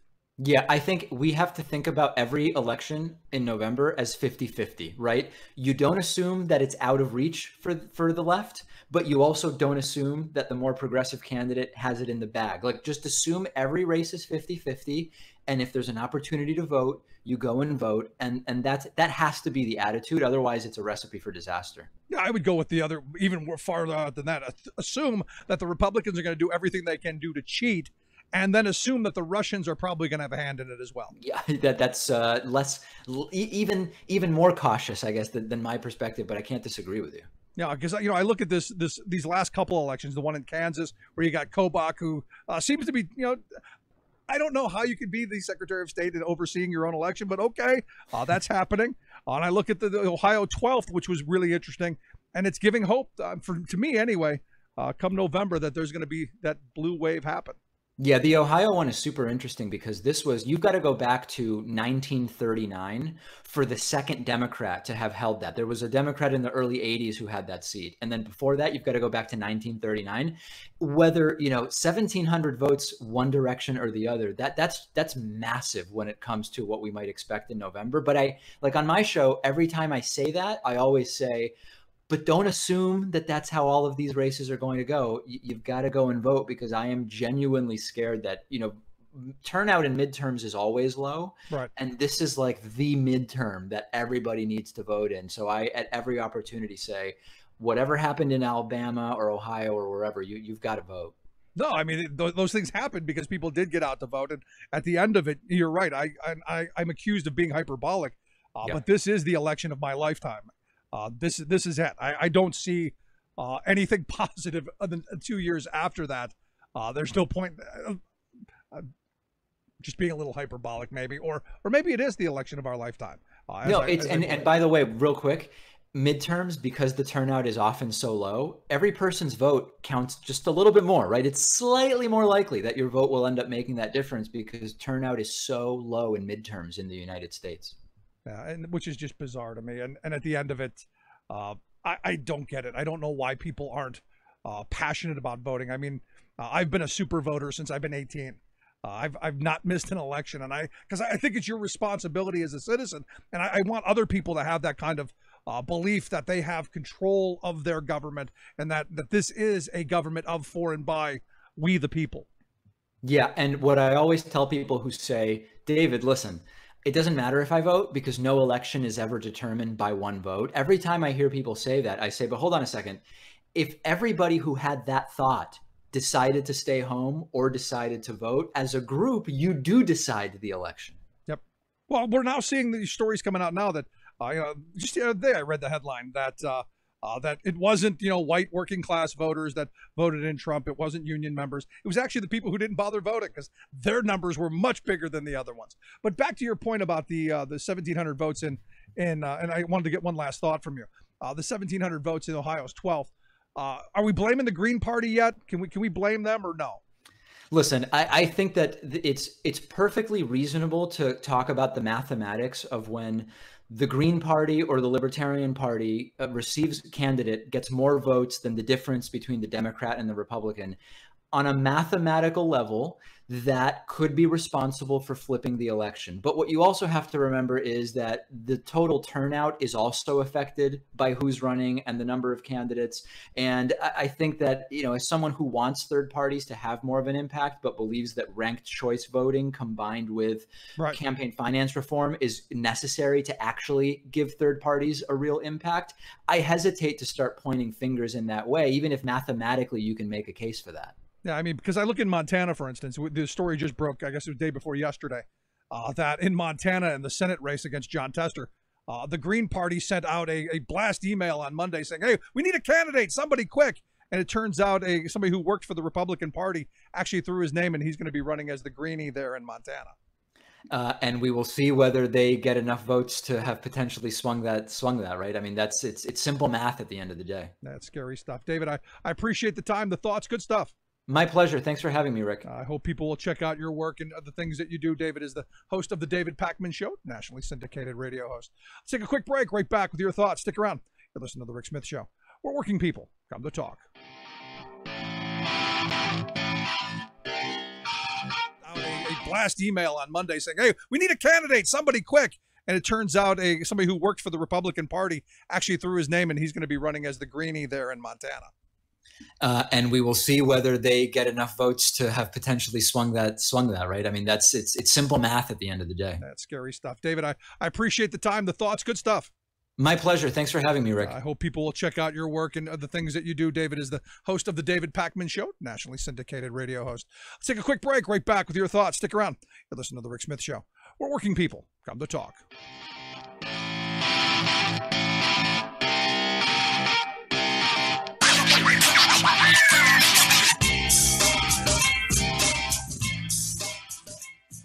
I'm Rick Smith, and this is Labor History in 2. On this day in labor history, the year was 1931. That was the day that the Airline Pilots Association affiliated with the American Federation of Labor.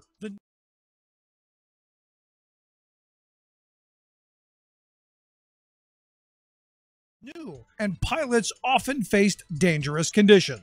They were often put under pressure to fly under adverse conditions, especially if they were tasked with delivering the mail. As the Great Depression swept the country, pilots were asked to fly more and more hours for less money. The organization of pilots started off small and in secret, but soon it grew. In 1930, the union got its unofficial start, holding its first convention the following year. David Bank was elected the first president. Bank had served as a flight instructor for the U.S. Army. He then led the Bank Flying Circus, performing air shows all across the Midwest. From there, he went to work for a private airmail service. As union president, Bank established the organization's headquarters in Chicago. Over the years, as plane technology has changed, the union has fought to ensure the continued safety for the pilots. Pilot fatigue, as well as security concerns, especially after the terrorist attacks of 9/11, have also been important issues for the union. Today, the Airline Pilots Association represents more than 50,000 pilots flying for 31 airlines in the United States and Canada. Their mission statement begins with the commitment to, quote, promote and champion all aspects of aviation safety throughout all segments of the aviation community.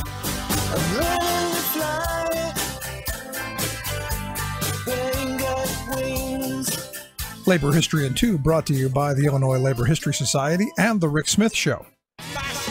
Remembering that united we bargain, divided we beg.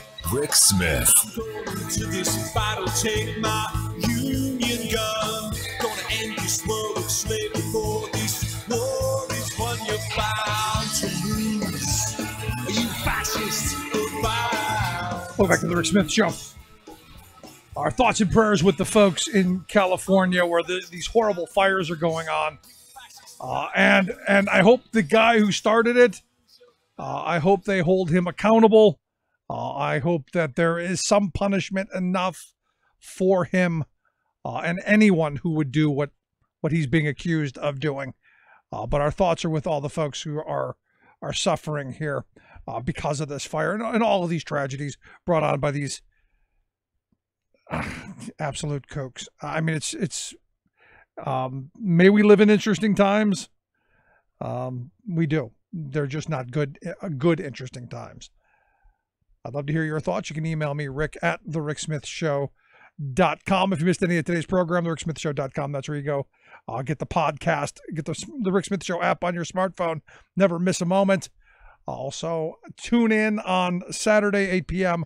on our Facebook page for the overtime after our Free Speech TV show, which airs 7 to 8 every Saturday on Free Speech TV. Thanks so much for tuning in. We'll see you back here Monday. You've been listening to The Rick Smith Show. Together, we can make America better. Email rick@thericksmithshow.com or interact with us anytime at thericksmithshow.com. Until next time, this has been The Rick Smith Show, where working people come to talk. It's color like time flood beneath the lunar sway, imperial, mysterious, in amorous ray.